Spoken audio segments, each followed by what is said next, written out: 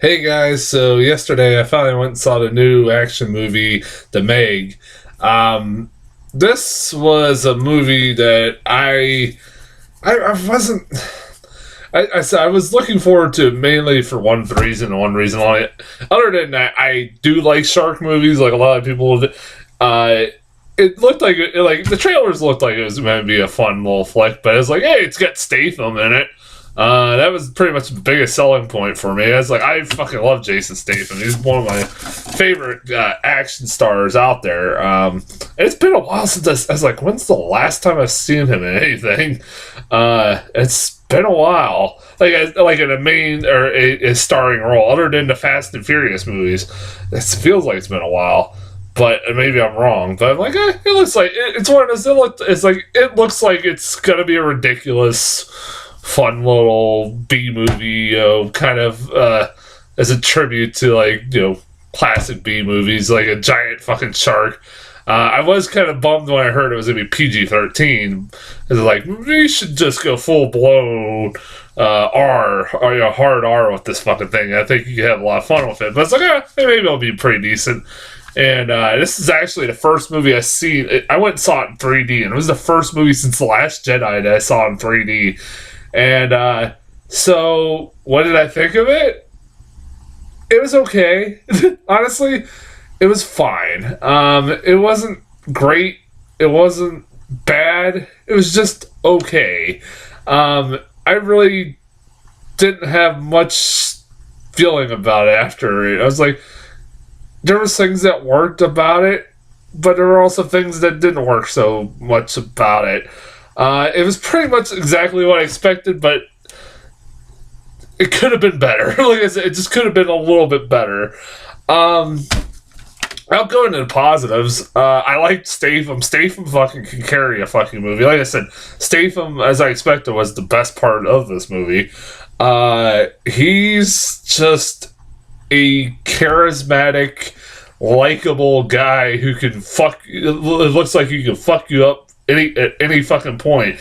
He's also, when he needs to be intimidating, he can be intimidating. When he needs to be likable, he can be likable, charismatic. He's funny, charming. He's given a lot of dialogue in this movie that's just like, if it was any other fucking person, it probably wouldn't work. But because it's him, it makes you laugh. Like funny dialogue that can make you laugh. Just because he's saying it, especially like his interactions with the little girl in the movie are pretty funny. I was chuckling while watching that. You also have fucking Rainn Wilson's in this movie. I was like, holy shit, I forgot Rainn Wilson was in the fucking previews for this movie. He plays this billionaire who is funding this research facility that's underwater, that they're basically going under like going to the deepest part of the ocean, which they didn't know existed until now. They thought it was it just stopped at like a certain point. The ocean just stopped at a certain point, but they found a part of the ocean that's even deeper, that's never been seen before, and that's where they find the megalodon and shit like that. And he's this billionaire that funds it, and I think he's supposed to be like Elon Musk or something like that. I think he's supposed to be like a parody of that, something like that. It's Rainn Wilson. He's being Rainn Wilson. I love Rainn. Like I said, I'm a big Office fan, so I was just watching reruns just a few minutes ago before I did this review. Yeah, I love Rainn Wilson. It's like it's one of those guys I always keep wondering where the fuck they've been. Where the hell has he been?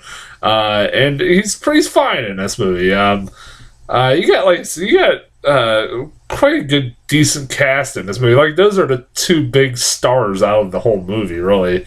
And everybody's fine in this. There's stereotypical black guy in this movie that I fucking he's just it's gonna sound racist, but he's there to just deliver the stereotypical black guy in these kinds of movies lines he just he surprisingly doesn't die. Spoiler alert, he doesn't die. I expected he to be the first one to die. No, he doesn't. He doesn't die at all. He actually is at the end survives. That's a spoiler, but I was like, hey, props. We've moved on in this fucking world. That he's not even the first person to die. Doesn't even die at all. I thought that's pretty cool. Shows that we are improving, showing or progressing in this world. I thought that's pretty funny. I thought he was. You have Hero from Hero, that show Heroes, the Asian guy Hero and on Heroes. I forget what the fuck his name was. Pops up in this movie for a brief moment. Hey, where the fuck has he been? It's between him and fucking Dwight from The Office popping up. And you're like, where the fuck have they been this whole damn time? I'm like, holy shit! I didn't know they were still acting. That was kind of funny. I love the show Heroes, and he's not in the movie very long. Not very long at all. There's not much characters in this movie. They give somewhat of a backstory. The only person to really give a backstory to is Jason Statham, as he was a deep sea rescue guy who had to quit, or ended up being forced to quit because a mission went wrong where he had to save a few lives, and then a few others died. A few of his men died, and yada yada yada. It's believed that I think it is it is the Megalodon was responsible for some of his men dying. Although they really don't delve more into that, and they just kind of hint at it. Even though it's one of those things he pretty much he's pretty much considered to be crazy because they don't believe that they were attacked by anything. Even though there's evidence that there's a certain point why don't they believe this guy? I was like, what the fuck? But yeah, he's the only character that's really given any backstory.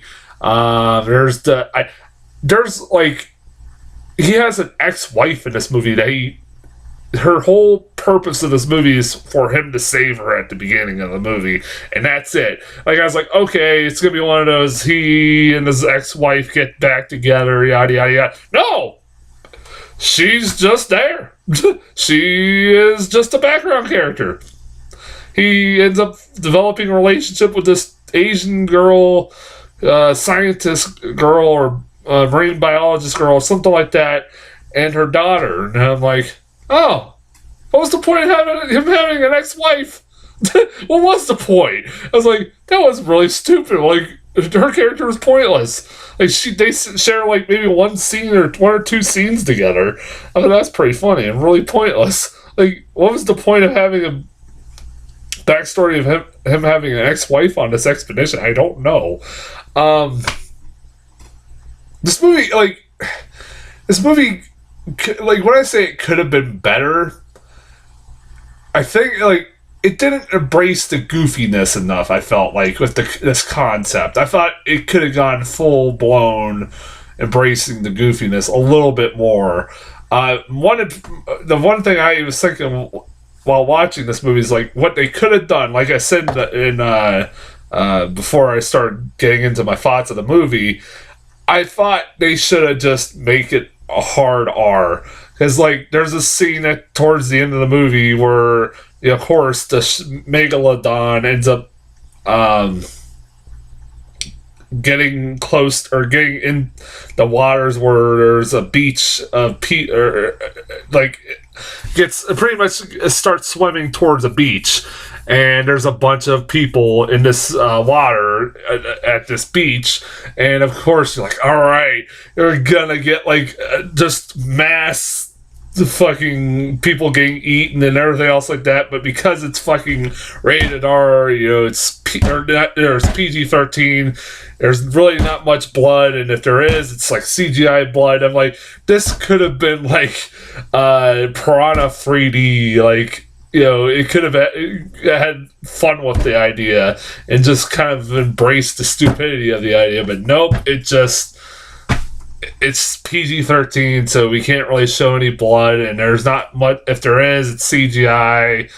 It's like, man, you had a missed opportunity there, man. Like, it should, like I said, it should just gone full blown Piranha 3D and just had fun with it. Had fun with the use of 3D. I saw this in 3D. The first movie I seen, and it was actually not bad in 3D. 3D was actually pretty decent. I actually didn't mind the 3D in this movie. I was like, this is the first time, like I said, this is the first time since December I've seen a 3D movie. And I was like, this wasn't bad.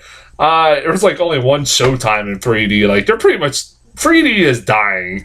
It's like, it's gonna go away here shortly. I'm surprised it's still around, but it's like, it's been like almost 10 years that this thing's since 3D got started, and like, it's like nobody cares anymore. It's like $15 a ticket to go fucking see any movie in 3D. That's fucking ridiculous. Like, seriously, that is really ridiculous. It charges you $3 extra for a fucking 3D glasses. That's the reason why they charge you $3 extra if you don't know, is because of the 3D glasses.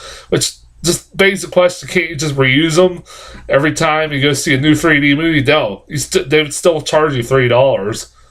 So fucking stupid. Yeah, but like, this is a movie that it was fine. It's not. It's like I said. It's not much on characters. It's not much on story. I pretty much expected that going in. I mean, it's a movie about a megalodon shark starring Jason Statham. I knew going in there wasn't going to be much of a story and much of characters. But like I said, I felt like it could have embraced the goofiness a little bit more than it did. If it would have, I would have actually probably liked this movie a little bit more than I did. I said, like, it's fine. It's a rental, maybe. It's not. I've seen worse this year. Like, it's not even gonna make my top 10. It's not gonna make my worst of the year list at all. It's just a meh movie, a mediocre movie. That's about it. Trailers. What the hell did I get? Oh, I got the new trailer for Venom. This is the first time since that teaser trailer for Venom popped up that I've gotten any trailers in the theater for Venom. This is a new one that shows more Venom in it. And I'm still mildly optimistic for this movie. I continuously try to be optimistic about this movie, but like, there are parts of the trailers and the stuff that you're seeing that make me go, I don't know about that. But like I'm saying, I'm crossing my fingers. I'm crossing my fingers that this will be good. I just hope does not fucking disappoint. As man, oh man, I'm gonna be disappointed, or gonna be mad if I'm disappointed. I love Venom. He's one of my favorite fucking characters. And I want to see a good fucking, or Venom, a good movie with Venom in it. Like I said, I'd rather him be in the new Spider-Man movie than have his own feature-length movie, but whatever. I love the idea of Tom Hardy's, I love the look. I love the look of Venom. I think it looks really fucking great. That's what Venom should look like. I even like the look of Venom in the Spider-Man 3, but this one's even better. Again, this is one of those, like, they're going to make this PG-13, not rated R. It's just like, God damn it. Like, you had a really good opportunity. I don't know why they're afraid to, like, they're like, oh, they want to make more money. Deadpool and Deadpool 2 made shitloads of money. Venom's a popular enough character that people are going to go see it regardless. You make it, give it an R rating, people might go see it more because they were like, hell yeah, an R-rated Venom movie. Whatever. Yeah, that's as far as trailers. That's the only new trailer I got. So this weekend I'm going to be trying to get around to seeing Mile 22, Crazy Rich Asians, Alpha, and Black Klansman. So yeah, that's 3 of those 4 have been really getting really good reviews. So here's hoping that I don't waste my time going to see a lot of these movies. But until then, I'll talk to you guys later.